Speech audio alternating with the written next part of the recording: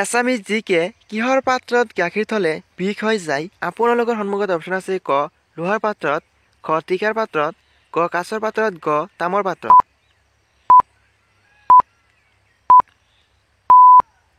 ইয়াৰ উত্তৰ হ'ব অপশ্যন গ তামৰ পাত্ৰ। কোনখন নদীৰ পানী সদায় গৰম হৈ থাকে? আপোনালোকৰ সন্মুখত অপশ্যন আছে ক কৃষ্ণ নদী, খ নীল নদী, গ যমুনা নদী, গ গংগা নদী।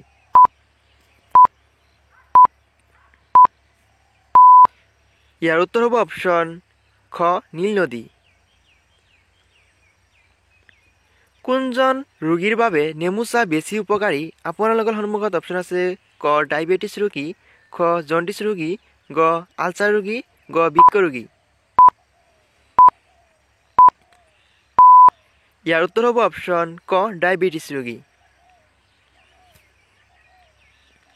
বিশ্বৰ কোনখন দেশত সৰ্বাধিক কফি উৎপাদন হয়? আপোনালোকৰ সন্মুখত অপশ্যন আছে ক ইণ্ডোনেছিয়া, খ আমেৰিকা, গ জাপান, গ ব্ৰাজিল। ইয়াৰ উত্তৰ হ'ব অপশ্যন গ ব্ৰাজিল। কি খালে ডিঙিৰ পৰা মাছৰ কাঁইট গুচি যায়? আপোনালোকৰ সন্মুখত অপশ্যন আছে ক পানী, খ দৈ, গ মৌ, গ নেমু।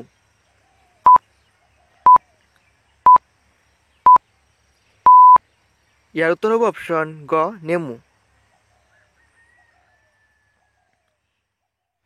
কলগেটত কোনটো জীৱৰ মাংস মিহলাই তৈয়াৰ কৰা হয়?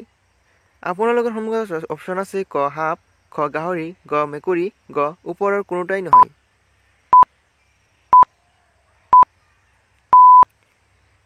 ইয়াৰ উত্তৰ হ'ব অপশ্যন গ ওপৰৰ কোনোটাই নহয়।